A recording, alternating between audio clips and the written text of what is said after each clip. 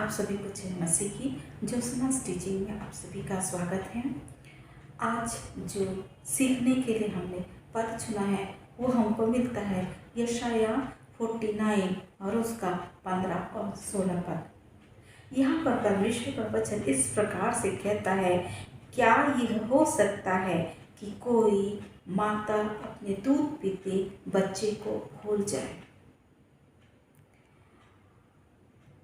और अपने जन्माए हुए लड़के पर दया न करे। दो प्रकार की बातें कि दूध पीते बच्चे को भूल जाए, दूसरी बात दया न करे।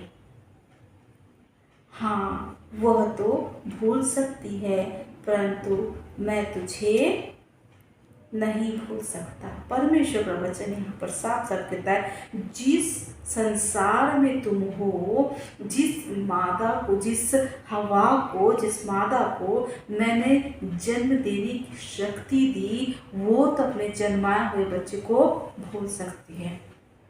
मेरे प्रियो, आज हम कितने प्रकार की न्यूज़ को सुनते हैं कि नवजात बच्चे जो पैदा हुए हैं उसे हम कभी रोड पे पड़ा, कभी पन्नी में, कभी जंगल में पड़ा, कभी नाली में पड़ा, किसी बच्चे के मुंह पे कपड़ा ठूस करके उसको छोड़ दिया गया। इस हालत में हम बच्चों को छोड़ते हैं, वो छोटे छोटे बच्चों को। कई बच्चे हमको रेलवे स्टेशन पे मिलते हैं, कई बच्चे को हम देखते हैं कि कैसे वो अनाथ की स्थिति में पड़े हुए, कितने बच्चे अनाथ आश्रम में पड़े हुए अपने बच्चों को वो भूल गए, छोड़ दिए। इस स्थिति में हम बच्चों को वास्तव में देखते हैं। दूसरी बात जो बाइबल यहाँ पर बोलती है, दया न करें। हम देखते हैं कई बार हम इस बात को देखते हैं, अगर किसी माँ बाप के 2, 3, 4 बच्चे हैं, वो किसी से बहुत अधिक प्यार करते हैं और किसी को नेगलेक्ट भी करते हैं। हमारे जीवन में कई प्रकार के उदाहरणों को हम देखते हैं और बाइबल उसे कई साल पहले बता चुकी है। हाँ, लेकिन परमेश्वर ये भी कहते हैं, लेकिन मैं तुझे कभी नहीं भूलूंगा। परमेश्वर का वचन कहता है, मैं तुझे कभी नहीं भूलूंगा। क्यों नहीं भूलेंगे, उसका कारण 16वें पद में देखिए, देख मैंने तेरे चित्र को अपनी हथेली पे खोद कर बनाया है। बोलिए, अपना नाम लेकर बोलिए, देख मैंने तेरे चित्र को अपनी हथेली पे बनाया है। परमेश्वर ये कहता है कि ज्योत्सना, मैंने तेरे चित्र को अपनी हथेली पे खोद कर बनाया है। क्योंकि पर आप ये सोचिए प्रियो, जब एक इंजेक्शन लगाना होता है, जरा सा ब्लड हमको उंगली से निकालना होता है, कितना हम अपने आप को प्रिपेयर करते हैं कि उस दर्द के लिए जो बिल्कुल सेकंड भर का है, उस दर्द के लिए इंजेक्शन लगाने के समय हम अपने आप को कितना मेंटली प्रिपेयर करते हैं कि हमको इंजेक्शन लगाना है। परमेश्वर का वचन यहाँ पर साफ कर रहा है कि मैंने तेरे चित्र को हथेली पे खोद के रखा। वो दर्द परमेश्वर ने हमारे लिए सह लिया है। उस दर्द को परमेश्वर कैसे सहन किया जब हमको बनाया, सिर्फ मेरे लिए और आपके लिए नहीं, लेकिन दुनिया में जितने लोग पाए जाते हैं सबके चित्र को परमेश्वर ने अपने हथेली पे बना के रखा हुआ है। और उसके बाद अगला पद कहता है 16वें पद का दूसरा भाग, तेरी शहरपना सदैव मेरी दृष्टि में बनी रहती।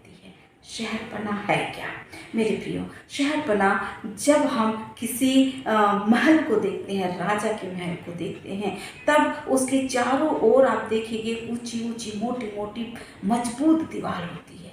ये मजबूत दीवार जो होती थी वो राजा की रक्षा करने के लिए हुआ करती थी, क्योंकि एक राजा दूसरे राजा के राज्य पर आक्रमण करता था और अपने राज्य को बढ़ाने के लिए वो ऐसा करता था कि उस राजा को हरा दे और उसके राज्य को अपने हाथ में ले ले।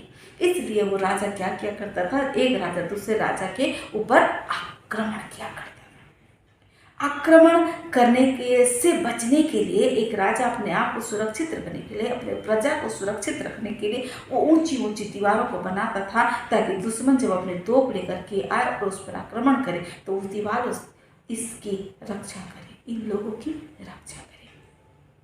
इस रक्षा को हम देखें परमेश्वर की दृष्टि में, तो आज हमारी रक्षा करने के लिए क्या है, हम अपनी रक्षा किस प्रकार परमेश्वर के हाथों में सौंपते हैं। देखेंगे जब ये जो पद लिखा गया है वो यरूशलेम के संदर्भ में लिखा गया है कि यरूशलेम की शहरपनाह जो है वो टूट गई है। उस समय जब उसको पता चलता है नहम्याह को, जब उसके जीवन में हम देखते हैं नहम्याह की पुस्तक को जब हम पढ़ते हैं तो पाते हैं जब उसे पता चलता है, और नहम्याह तो दूसरे राजा के राज्य में था, बहुत अच्छा अपने जीवन को जी रहा था, बड़ी आरामदायक उसकी जिंदगी थी। लेकिन जैसे ही उसको पता चलता है कि उसके लोग दुखी हैं, वो नगर जो परमेश्वर का नगर है यरूशलेम, उसकी शहरपनाह टूट गई है। 12 दरवाज़ों के बारे में हम उसके पढ़ते हैं कि यरूशलेम की शहरपनाह में 12 प्रकार के दरवाजे थे, हर एक दरवाजे का अलग अलग नाम था। तो ये सब दरवाजे वहाँ की जल गए हैं, दीवारें वहाँ की टूट गई है। जब उसका पता चलता है वो बहुत दुखी होता है, बहुत दुखी हो जाता है, उपवास रखता है, रोता है आंसुओं के साथ में, और अपने राजा से वो बात करता है। यहाँ पर प्रिय हम देखते हैं कि एक राजा दूसरे राजा के राज्य पर आक्रमण करता था अपने राज्य को बढ़ाने के लिए। यहाँ पर ठीक नहम्याह के मन को परमेश्वर देखता है और उसके जिसके अंडर में वो काम करता था उसके राजा के मन को वो तैयार कर देता परमेश्वर। किस प्रकार तैयार करता है, देखिए कि वो जब नहम्याह उसके पास जाता है छुट्टी लेने के लिए, पहली बार वो उसको छुट्टी देता है, दूसरी बार वो उसको धन भी देता है कि जा वहाँ पर काम करना। उसके बाद तीसरी बात हम देखते हैं वो उसके साथ में बहुत सारे लोगों को भेजता भी है, बहुत सारे लोगों को भेजता है, और उसके साथ में राज्य पत्र भी उसको देता है कि जाते समय उसको किसी प्रकार की कोई तकलीफ ना हो, कोई उसे रोकने ना पाए। क्या ये संभव है? एक राजा दूसरे राजा की इतनी मदद बिना किसी स्वार्थ के करेगा? नहीं करेगा। लेकिन परमेश्वर जब मन में काम करता है मेरे प्रियो, तो ऐसा संभव है।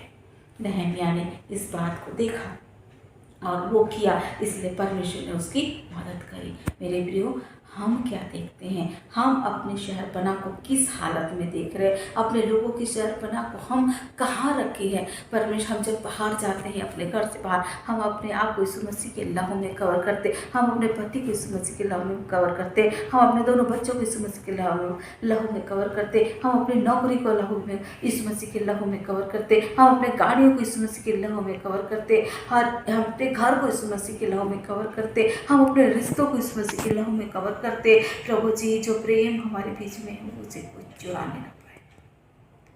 इसी प्रकार शैतान क्या करता है, एक राजा के समान, जैसे एक राजा दूसरे राजा के राज्य पर आक्रमण करता है अपने राज्य को बढ़ाने के लिए, शैतान यीशु मसीह के लोगों को चुराने की कोशिश करता है कि उसको लालच दे दे, उसको किसी भी प्रकार से ऐसा अपने जाल में फंसा ले कि वो शैतान के राज्य में आ जाए और शैतान का राज्य बढ़ जाए। हमको क्या करना है, अपनी शहरपनाह को मजबूत करना है। कैसे मजबूत करना है हमको?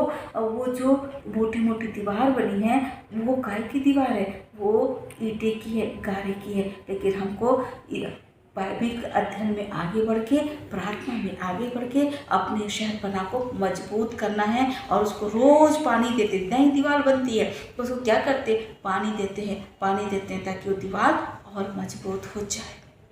हमको रोज़ प्रार्थना करके, रोज़ दुआ करके उस दीवार को और मजबूत करने की ज़रूरत है, ताकि वो शैतान जब आक्रमण करने के लिए आए तो अपने राज्य को नहीं बढ़ा पाए। हम परमेश्वर के राज्य को बढ़ाने के लिए शैतान के राज्य में आक्रमण करके वो उसके जाल में फंसे हुए लोगों को परमेश्वर के राज्य के निकट ले आए, ताकि परमेश्वर का राज्य बढ़ने पाए।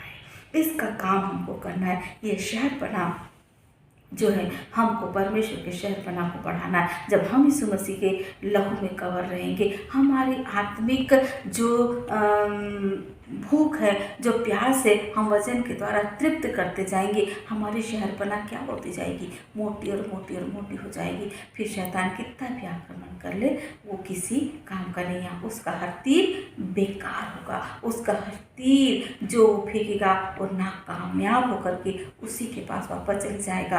और हम जो परमेश्वर की ओर से हैं उसके तरफ जाएंगे, जिसने हमने अपने हमारे चित्रों को अपने हथेली पे खोद के रखा है। वो परमेश्वर जो हमसे इतना प्यार करता है, जो संसार के माता पिता हमसे उतना प्यार नहीं करते, वो परमेश्वर जो हमसे इतना प्यार करता है, उसके लिए हम काम करने के लिए आगे हो जाएंगे। ये कब होगा? जब हम अपनी शहरपनाह को मजबूत करेंगे। कैसे मजबूत करेंगे? हमने बताया बाइबल के पढ़ने से और प्रार्थना करने से, और रोज़ प्रार्थना करके वचन पढ़ के उस दीवार को और अधिक मजबूत करके हम अपनी शहरपनाह को मजबूत करेंगे और उस शहरपनाह के अंदर उन आत्माओं को लाने की कोशिश करेंगे जो नाश होने के लिए जा रहे हैं। मेरे प्रिय, ये काम मुझको और आपको करना है। हालेलुया प्रभु जी, हालेलुया हालेलुया हालेलुया हालेलुया। पिताजी सहायता करे, पिताजी सहायता कर मेरे परमेश्वर, हम आपके लिए आत्माओं को जीत सके पिताजी। वो शैतान के राज्य में हम आक्रमण करने पाए प्रभु, और वहाँ से आत्माओं को जीत कर आपके लिए लाने पाए मेरे परमेश्वर। इसके लिए आप उपाय करें ईरे परमेश्वर। हालेलुया। हमारे पैरों को, हमारी आंखों को, हमारे कानों को, हमारे जबानों को, हमारे शरीर को मेरे परमेश्वर जो आपका दिया हुआ है प्रभु, आपके राज्य के विस्तार के लिए इस्तेमाल करने के लिए प्रभु, हम आज अभी इसी वक्त मेरे परमेश्वर अपने आप को आपके हाथों में सौंपते हैं। मेरे परमेश्वर जो बहन, जो भाई इस वचन को सुनते हैं परमेश्वर, और वास्तव में जो अपने माता पिता के द्वारा त्याग दिए गए हैं, जिसके साथ मतभेद हुआ है मेरे परमेश्वर, और जो इस वचन को सुनते हैं मेरे खुदा बाप, हालेलुया, आपके करीब आने पाए प्रभु, आपके करीब आने पाए, जिसने हमारे चित्रों को अपने हथेली पे खोद के रखा है, जो हमारे नाम को लेकर के चिल्लाता है। हालेलुया। ओ मधुर आवाज को सुनने के लिए, ओ मीठे प्यार को पाने के लिए, आपके करीब आने के लिए प्रभु जी, अपनी शहरपनाह को मजबूत करने के लिए प्रभु जी, हालेलुया। पवित्र आत्मा आप ही अगुवाई करेंगे पिताजी, तभी हो सकता है। हाँ मेरे परमेश्वर, क्योंकि ये हमारे लिए तो असंभव है। हम अपने आप को आपके हाथों में सौंप देते प्रभु, हमारी मदद करें प्रभु, ताकि हम आपके वचन को ज़्यादा से ज़्यादा पढ़े प्रभु, आपसे अब ज़्यादा से ज़्यादा प्रार्थना करें प्रभु, आपसे लिपटे रहे प्रभु जी। इसके लिए उपाय कर मेरे परमेश्वर। हालेलुया। हमारे मन को प्रभु जी आपकी ओर ही लगाए रहने के लिए सहायता मत कर मेरे परमेश्वर। हालेलुया प्रभु जी, ताकि हमारा शहरपनाह और मजबूत होने पाए और ऊंचा होने पाए। हालेलुया। राजाओं के राजा, अपनी गलती और अपराधों की क्षमा मांगते हुए विनती प्रार्थना प्रभु यीशु कृष्ण नाम से मांग लेते हैं।